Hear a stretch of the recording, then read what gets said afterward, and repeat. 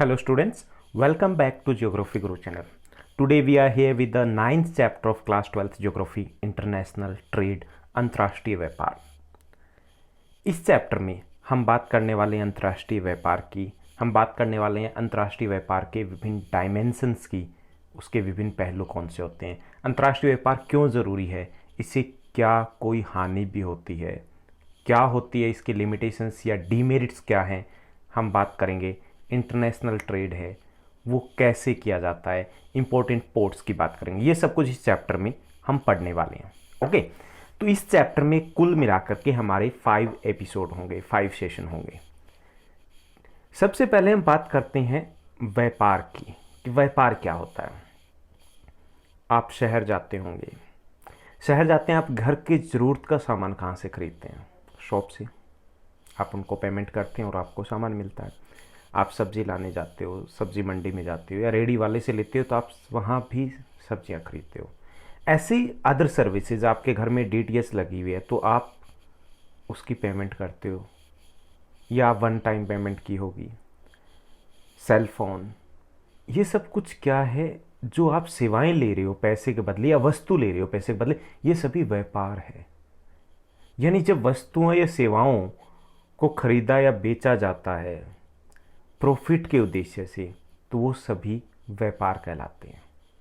Okay, तो ये व्यापार जो होता है ये स्थानीय व्यापार है। जहाँ से हम सामान लेके आ रहे हैं वो स्थानीय व्यापार है। हम स्थानीय स्तर पर, हमें जो विक्रेता है वो हमें सामान दे रहे हैं। ऐसे ही राष्ट्रीय स्तर पर होता है, नेशनल लेवल पे होता है।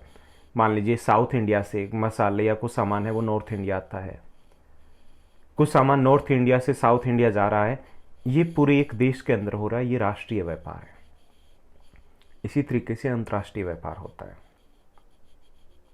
आप सोचिए, मैकडॉनल्ड्स हैं, डोमिनोज हैं, पिज़्ज़ा, बर्गर, खाए होंगे, खाए नहीं है तो ज़रूर सुना होगा। अगर ये कंपनीज,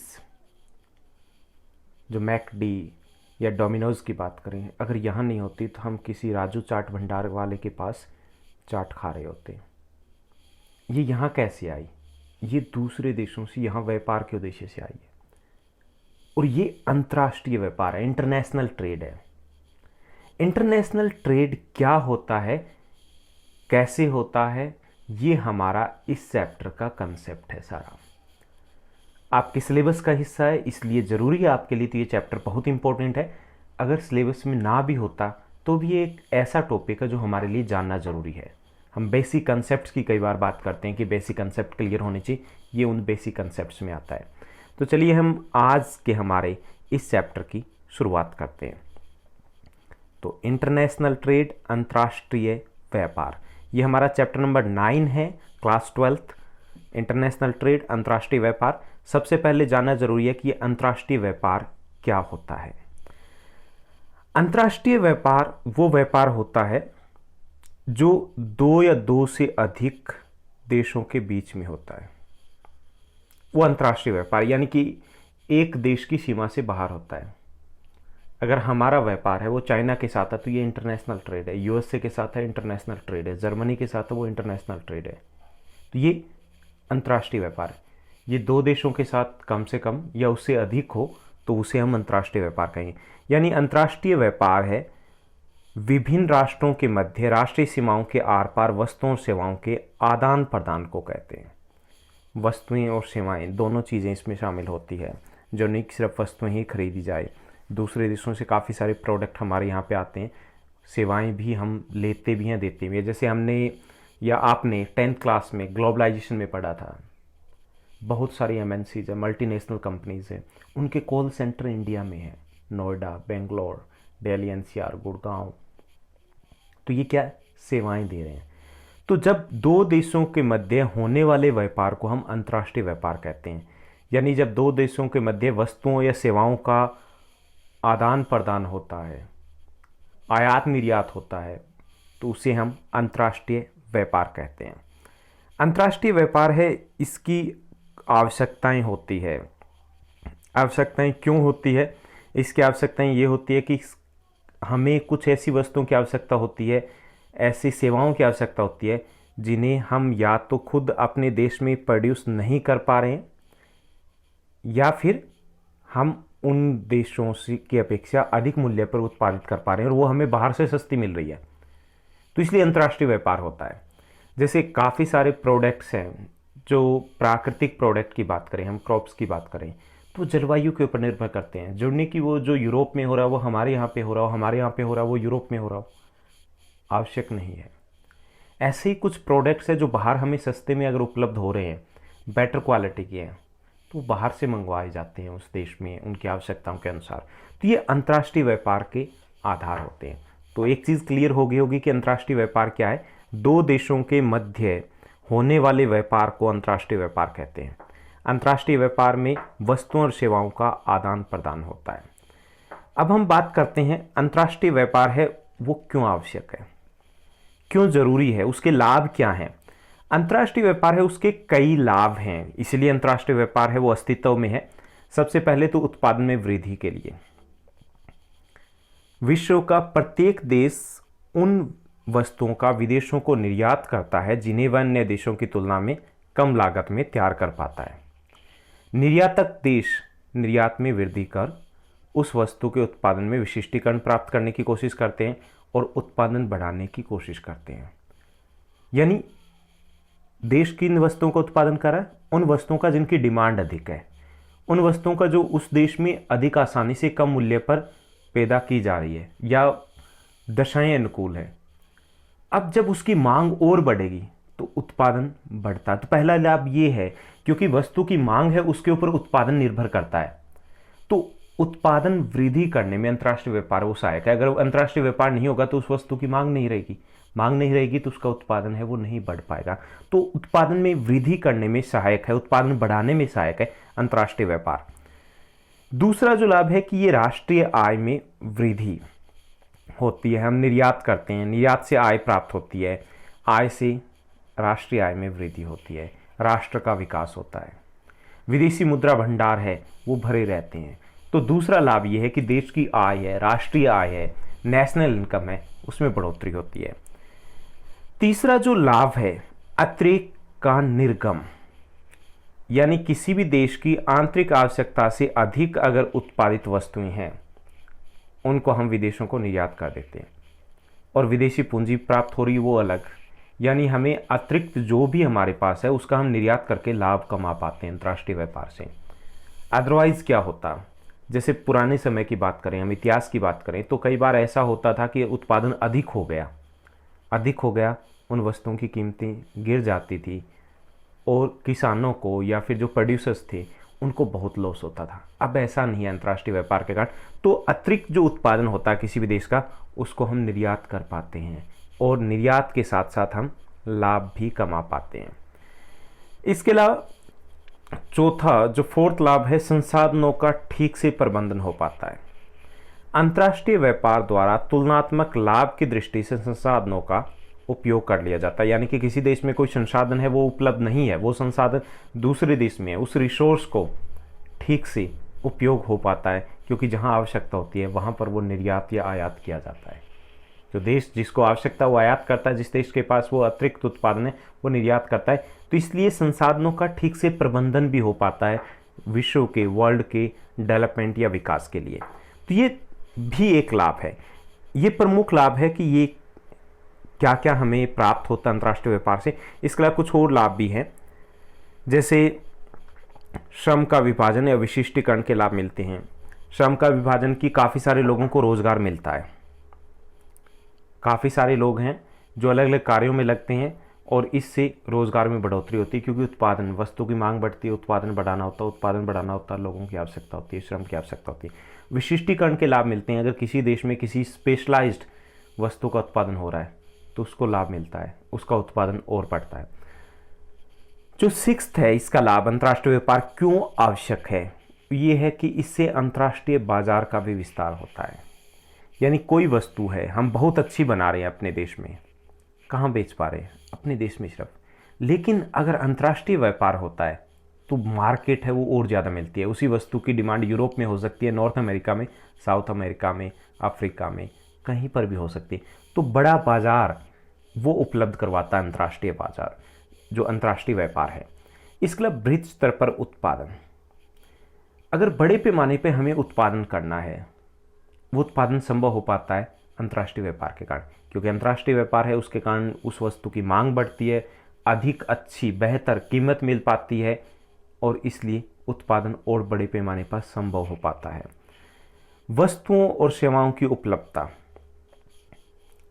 वस्तुओं और सेवाओं की उपलब्धता किसी भी देश में, हमारे देश में अगर आपके हाथ में जो सेल फोन है जो आपने ले रखा है, आज से अगर 20 वर्ष पहले की बात करें तो मोटरोला, नोकिया इस प्रकार के सेल फोन होते थे, काफ़ी कॉस्टली होते थे। अब आपके हाथ में जो सेल फोन है वो किसी और देश का है, may be 90% made in China हो। अब ये यहाँ पर कैसे पहुँचा? अंतर्राष्ट्रीय व्यापार के कारण। आपके फ्रिज में जो कोल्ड ड्रिंक रखी हुई है ये भी एक इंटरनेशनल कंपनी की मिलेगी, तो ये कैसे पहुंची? अंतर्राष्ट्रीय व्यापार के कारण।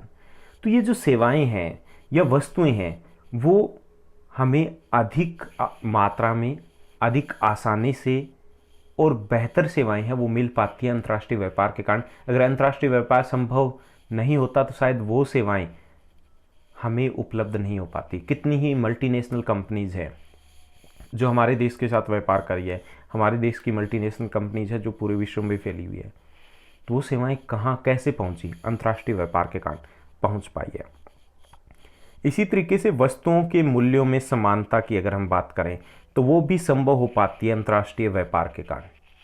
अंतर्राष्ट्रीय व्यापार है उसके कारण पूरे विश्व में वो वस्तुएं हैं वो पहुंच पाती है, इसलिए उनकी कीमतें ना तो बहुत ज़्यादा बढ़ पाती है और पूरे विश्व में एक ही रेट के ऊपर, लगभग एक ही मूल्य के ऊपर थोड़ा बहुत डिफरेंस हो सकता है। अगर हम ड्यूटीज़ की बात करें, इंपोर्ट ड्यूटीज़ की, तो उसके कारण अदरवाइज़ पूरे विश्व में लगभग एक जैसे मूल्य पर वो वस्तुएं उपलब्ध हो पाती है। ये संभव है अंतर्राष्ट्रीय व्यापार के कारण।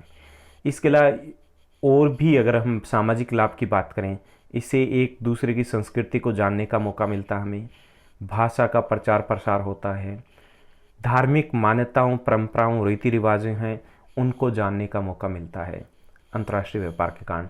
जब इनको जानने का मौका मिलता है, पर्यटन को भी बढ़ावा मिलता है, अगेन राष्ट्रीय आय में वृद्धि होती है। तो ये सब कुछ संभव है अंतर्राष्ट्रीय व्यापार के कारण। तो ये थे अंतर्राष्ट्रीय व्यापार के लाभ क्या हैं। चलिए हम रिकैप्चुलेट कर लेते हैं एक बार, थोड़ा सा दोबारा से देखते हैं अंतर्राष्ट्रीय व्यापार के हमें क्या क्या लाभ है।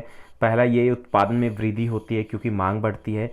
दूसरा, राष्ट्रीय आय में वृद्धि होती है क्योंकि हम निर्यात कर पाते हैं, अतिरेक का निर्गम होता है, जो हमारा एक्स्ट्रा प्रोडक्ट है, एक्स्ट्रा प्रोडक्शन अगर हो रहा है तो ख़राब नहीं हो पाता, हम उसका निर्यात कर पाते हैं और लाभ ले पाते हैं।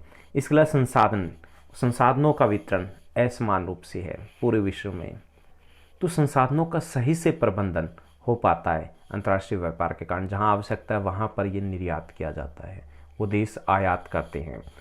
इसके अलावा श्रम, रोजगार में बढ़ोतरी होती है, विशिष्टीकरण, स्पेशलाइजेशन है उसको लाभ मिलता है। अगर किसी देश में किसी विशेष वस्तु का उत्पादन हो रहा है तो उसका लाभ उस देश को मिलता है, दूसरे देशों को लाभ मिलता है क्योंकि वो वस्तु उपलब्ध हो पाती है। अंतर्राष्ट्रीय बाजार है उसका विस्तार होता है, यानी एक वस्तु को हम विभिन्न स्थानों पर बेच पाते हैं। बड़े पैमाने पर उत्पादन है वो भी अंतर्राष्ट्रीय व्यापार के कारण संभव है। इसके अलावा वस्तुओं और सेवाओं की उपलब्धता है वो आसानी से हर कहीं पर उपलब्ध हो पाती है केवल अंतर्राष्ट्रीय व्यापार के कारण। वस्तुओं की मूल्यों में भी समानता आती है और इससे विभिन्न देशों के बीच में संबंध मजबूत बनते हैं क्योंकि हम संस्कृति, भाषा, धर्म, परंपराओं, रीति रिवाजों को जान पाते हैं, हमारे आपसी संबंध है और बेहतर होते हैं। तो ये थे अंतर्राष्ट्रीय व्यापार है उसके लाभ क्या हैं। अब हम बात करते हैं अंतर्राष्ट्रीय व्यापार से होने वाली कुछ हानियों की। हालांकि ये वैल्यू बेस्ड क्वेश्चन आपके एनसीईआरटी में डिटेल में नहीं दिया गया, फिर भी जानना जरूरी, क्या इससे कुछ हानि भी है, क्या इसकी कुछ डीमेरिट्स भी है, क्या इसके कुछ अवगुण भी है? हाँ, कुछ अवगुण भी है। पहला ये कि कई बार ऐसा होता है कि अंतर्राष्ट्रीय व्यापार में कुछ देश है वो दूसरे देशों के ऊपर पूर्णतः आश्रित हो जाते हैं, निर्भर हो जाते हैं और भविष्य में उनके विकास होने की संभावनाएं कम हो जाती है।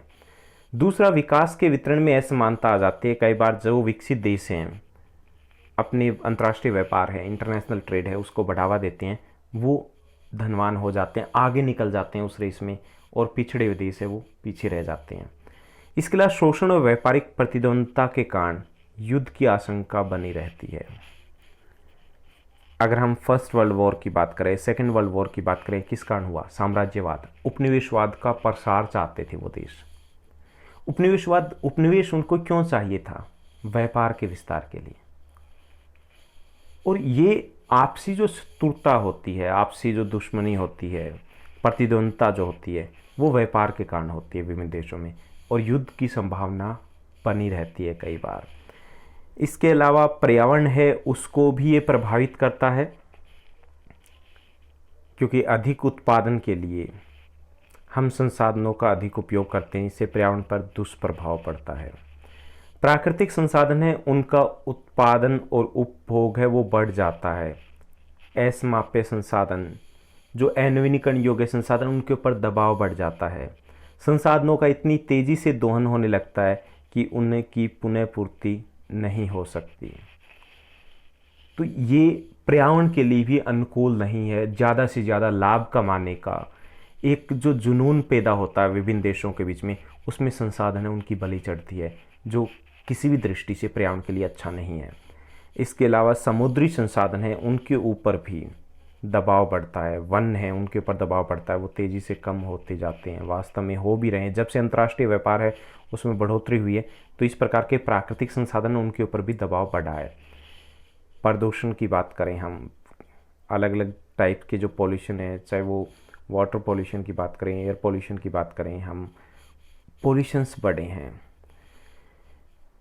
और नाइन्थ लास्ट, अगर हम इसके डिमेरिट की बात करें तो एमएनसीज, मल्टीनेशनल कंपनी, जो बहुराष्ट्रीय कंपनियां हैं, जो एक से अधिक देश में व्यापार करती है, उनके काम करने के तरीके ऐसे होते हैं कि वो सतत पोषणीय विकास का ध्यान नहीं रखते।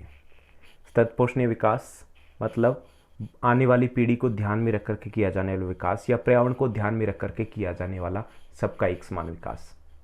वो प्रॉफिट मेकिंग अपना एजेंडा लेकर के चलते हैं, तो सतत पोषणीय विकास से उसको भी धक्का पहुंचता है, क्योंकि उनका उद्देश्य होता है लाभ कमाना। तो ये कुछ डीमेरिट्स हैं। दूसरी साइड है कि अंतर्राष्ट्रीय व्यापार एक साइड में लाभप्रद है, दूसरी साइड में उसकी कुछ हानियां भी है, जिसके ऊपर हमें ध्यान देने की आवश्यकता है। तो ये हमने बात की अंतर्राष्ट्रीय व्यापार क्या होता है, अंतर्राष्ट्रीय व्यापार के लाभ क्या होते हैं, अंतर्राष्ट्रीय व्यापार की हानि क्या होती है।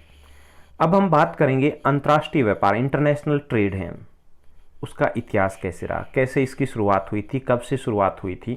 तो चलिए हम जानते हैं इंटरनेशनल ट्रेड के इतिहास के बारे में, उसकी हिस्ट्री के बारे में। शुरुआत में अगर हम बात करें, प्राचीन समय में स्थानीय बाजारों में व्यापार प्रतिबंधित या आवश्यकता नहीं होती थी। व्यापार नहीं होता था, आवश्यकता ही नहीं होती थी, क्योंकि स्थानीय आवश्यकताएं थी वो वहीं स्थानीय स्तर पर पूरी हो जाती थी। थोड़ी बहुत जो वस्तुएं दूसरे देशों से मंगवाई जाती थी, तो जैसे सम्राट की बात करें या शाही लोग हैं वो मंगवाते थे, वो बहुत सीमित था। तो शुरुआत में ऐसा नहीं था। दूसरा एक कारण ये भी था कि आवश्यकता नहीं थी, दूसरा एक कारण परिवहन के साधनों का अभाव भी था, कनेक्टिविटी भी नहीं थी। ये कारण थे, इसलिए शुरुआत में व्यापार सीमित था। धीरे धीरे लंबी दूरी के व्यापार का विकास हुआ स्थलीय मार्ग के द्वारा। इनमें से सबसे पहले जो हमें प्रमाण मिलता है वो है सिल्क रूट का। सिल्क रूट एक एग्जाम्पल के तौर पर हम ले रहे हैं कि ये लगभग 6000 किलोमीटर लंबा मार्ग था। सिल्क रूट है लगभग 6000 किलोमीटर के आसपास जो लंबा है वो मार्ग था, और इससे होकर के चाइना यानी कि रोम तक का ये रास्ता था, वो पहुंचता था चाइना से जा कर के। तो इसमें सिल्क रूट है, ये एक एग्जांपल ले रहे हैं, ये लगभग 6000 किलोमीटर लंबा मार्ग था, और ये रोम को चीन से, चाइना से जोड़ता था। व्यापारियों ने इस मार्ग से चीन से रेशम, रोमन ऊन वहाँ से वापस आती थी, धातुओं इत्यादि का व्यापार शुरू किया। यानी शुरुआत में व्यापार नहीं हो पाता था। इसके कई कारण थे, सुरक्षा, परिवहन के साधनों का अभाव, आवश्यकता ना होना। उसके बाद सिल्क रूट यानी कि मध्यकालीन युग की बात करें तो सिल्क रूट के माध्यम से व्यापार है वो शुरू हुआ। व्यापार काफिले में होता था, हालांकि अब भी उतना सुरक्षित नहीं था, अब भी उतने बड़े पैमाने पर नहीं हो पा रहा था। बाद में तीसरा जो दौर आता है अंतर्राष्ट्रीय व्यापार का, वो होता है समुद्री और महासागरीय मार्गों की खोज हुई और व्यापार में तेजी से बढ़ोतरी हुई। ये तीसरा दौर था। जैसे 1498 में वास्को डी गामा है, उन्होंने भारत तक आने के समुद्री मार्ग की खोज की। उसके बाद यूरोपीय देश हैं वो यहाँ तक पहुँचे, व्यापार में वृद्धि हुई। तो ये तीसरा दौर था जब व्यापार में वृद्धि होनी शुरू हुई। उसके बाद 15वीं शताब्दी की बात करें तो दास व्यापार है, व्यापार का एक रूप था। इसकी शुरुआत हुई। जो पुर्तगाली थे, पुर्तगाल के निवासी, डच, नीदरलैंड, हॉलैंड के निवासी, स्पेन और ब्रिटिश जो लोग थे, उन्होंने जो अफ्रीकी मूल के निवासी थे उनको पकड़ा और उनको अमेरिका में बागान मालिकों को बेच देते थे। दास व्यापार एक क्रूर रूप था व्यापार का, लेकिन इसे हम अंतर्राष्ट्रीय व्यापार का एक भाग मानेंगे। हालांकि तब तक ठीक था कि जो व्यापार था वो व्यापार के उद्देश्य से किया जा रहा था। प्राकृतिक वस्तुएं थी जो जहां पर उत्पादित नहीं हो रही थी उनके दूसरे देशों को निर्यात या आयात किया जाता था। औद्योगिक क्रांति के बाद जो चौथा दौर था, व्यापार में, अंतर्राष्ट्रीय व्यापार में, इंटरनेशनल ट्रेड में बहुत बदलाव आए। औद्योगिक देशों में इंडस्ट्रीज लग गई। समस्या थी, उद्योग लग गए। जैसे ब्रिटेन की बात करें तो वहाँ पर सूती वस्त्र उद्योग, कॉटन इंडस्ट्रीज है, वो शुरू हो गई। कच्ची माल कहाँ से लेके आए? कच्चा माल था वो उन देशों से जहाँ पर उत्पादन होता था कपास का, वहाँ से निर्यात किया जाता है। यानी व्यापार बढ़ा, कच्चे माल का निर्यात और वहाँ पर आयात होने लगे। उसके बाद दूसरा था, उनको बाजार चाहिए था तैयार माल को बेचने के लिए। तो इससे औद्योगिक क्रांति है, उसके बाद व्यापार है वो और बड़े पैमाने पर बढ़ा, क्योंकि बड़े पैमाने पर उत्पादन होने लग गया था, बाजार की आवश्यकता थी और कच्चे माल की आवश्यकता थी।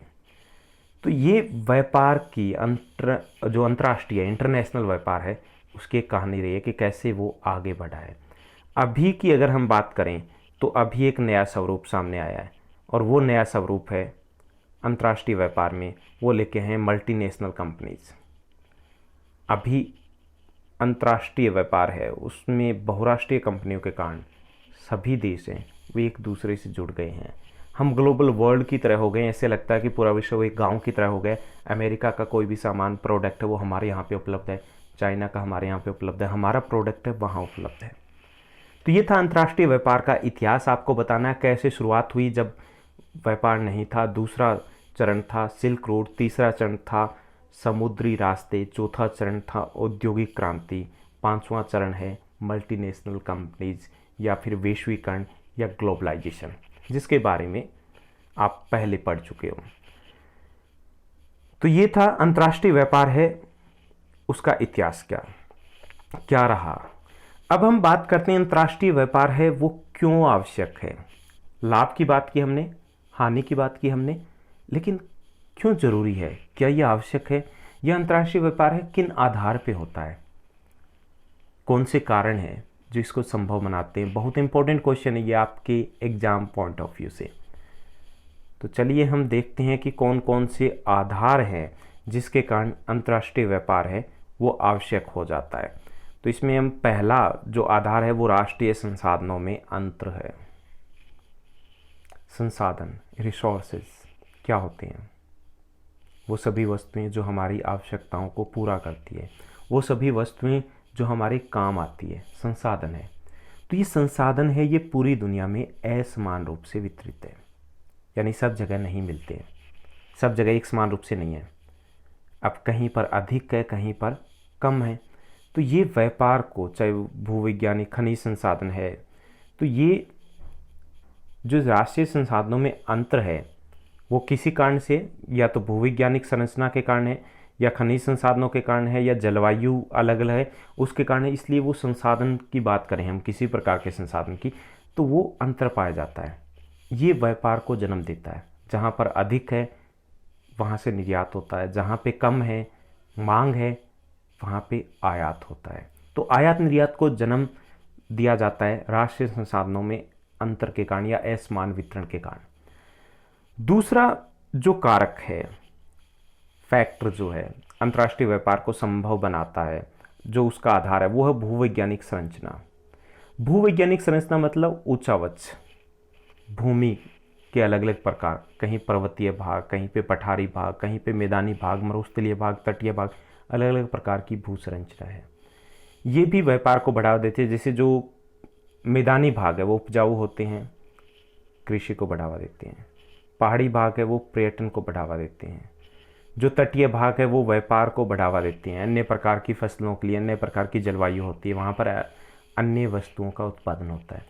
तो इसके कारण भी, क्योंकि सब जगह भूवैज्ञानिक संरचना या उच्च अलग अलग ऐसी अलग अलग वस्तुओं का उत्पादन किया जाता है, और जिन वस्तुओं का उत्पादन जिस जगह पे नहीं होता वो दूसरी जगह से निर्यात की जाती है, आयात की जाती है, और जिनका उत्पादन दूसरी जगह पे नहीं हो रहा है वहाँ पे उस वस्तु को निर्यात किया जाएगा।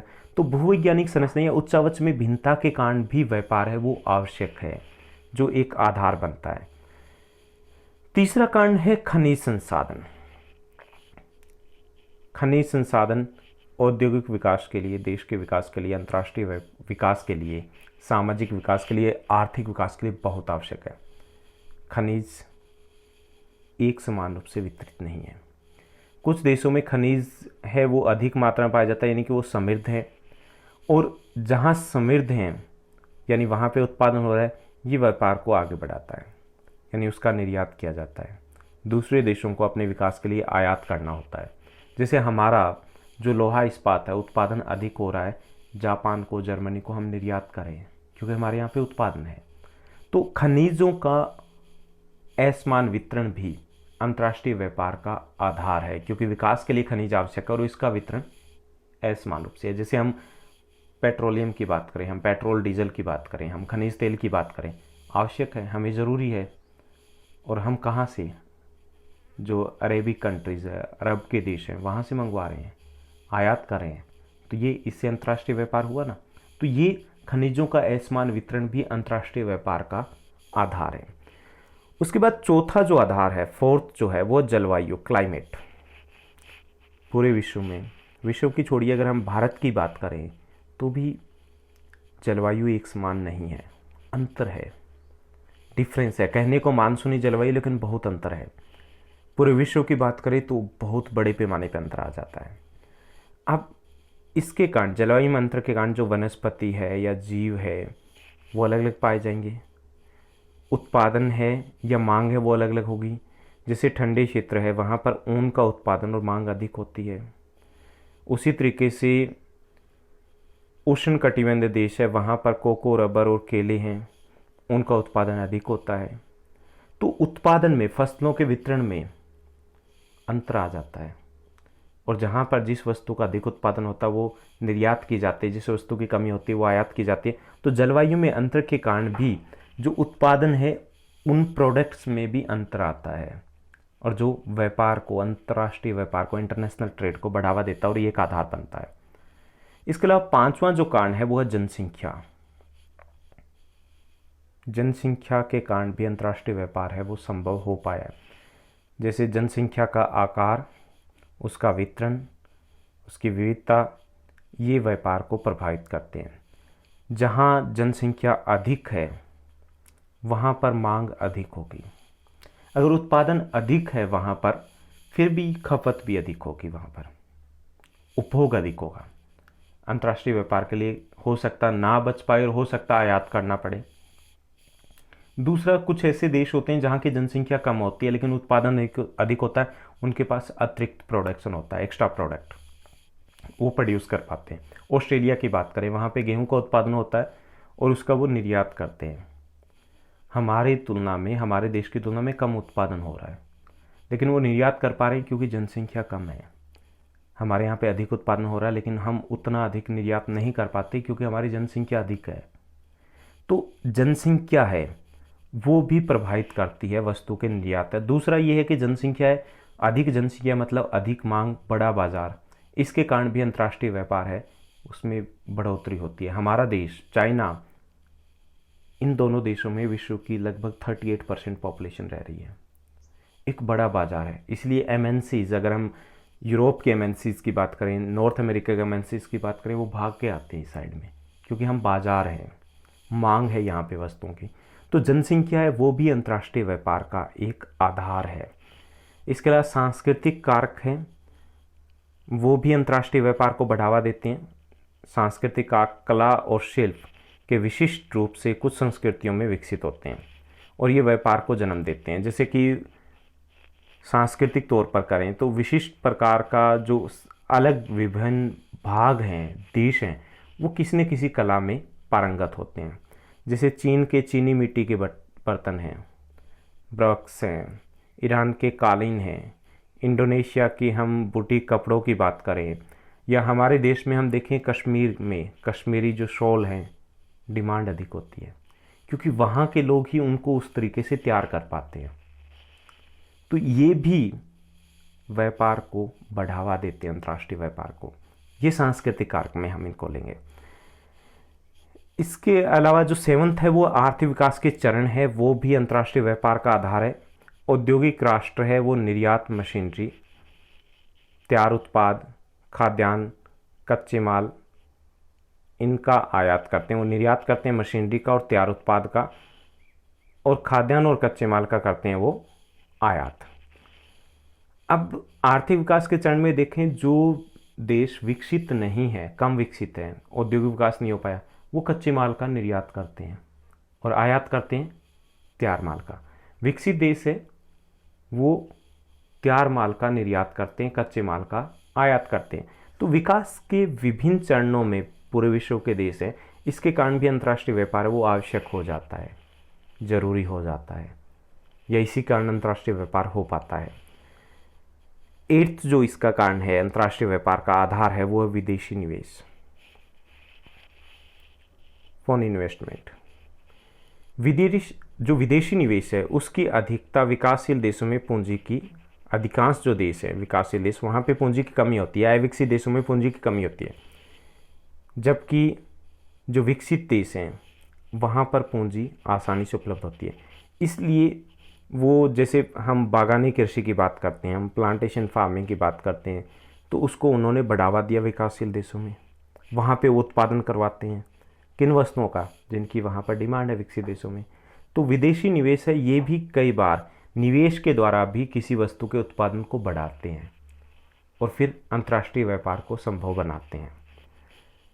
9th जो आधार है, 9वां जो आधार है, वो आधार है परिवहन का विकास। शायद ये सब संसाधन होते, अगर परिवहन के साधन ना उपलब्ध होते तो भी शायद अंतर्राष्ट्रीय व्यापार है वो संभव नहीं हो पाता। पुराने समय में परिवहन का अभाव था, इसके कारण अंतर्राष्ट्रीय व्यापार था वो सीमित था या स्थानीय क्षेत्रों तक ही सीमित था। अब रेल परिवहन या जल परिवहन या महासागर परिवहन, हवाई परिवहन है, उनका विस्तार हुआ है। कोल्ड स्टोरेज की सुविधा उपलब्ध हुई। अब तो जो सामान खराब होने वाला था, नाशवान सामान था, वो भी आयात निर्यात हो सकता है।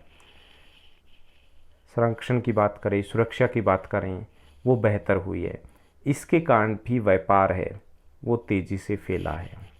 तो ये कारण हैं जिसके कारण अंतर्राष्ट्रीय व्यापार है वो संभव हो पाता है या अंतर्राष्ट्रीय व्यापार को बढ़ावा देते हैं। रिकैप्चुलेट करते हैं एक बार फिर से कौन कौन से कारक हैं। तो सबसे पहले है राष्ट्रीय संसाधनों में अंतर है, इसका असमान रूप से वितरण है संसाधन, इसके कारण अंतर्राष्ट्रीय व्यापार हो पाता है। उच्च आवाज में भिन्नता के कारण भी अलग अलग भागों में अलग अलग वस्तुओं का उत्पादन है वो होता है। खनिज संसाधन, उनका वितरण भी असमान है। जलवायु के कारण भी वस्तुओं का उत्पादन है वो एक समान रूप से नहीं हो पाता। इससे जहाँ पर अधिक उत्पादन होता है, जहाँ कम उत्पादन होता है, तो अधिक से कम की ओर निर्यात किया जाता है, आयात निर्यात को बढ़ावा मिलता है। जनसंख्या के कारण भी, जनसंख्या वो बाजार और उपभोग दोनों में महत्वपूर्ण भूमिका निभाती है। कम जनसंख्या, उत्पादन अधिक है तो व्यापार निर्यात की तरफ जाएगा, अधिक जनसंख्या, उत्पादन कम है तो वहाँ आयात किया जाएगा।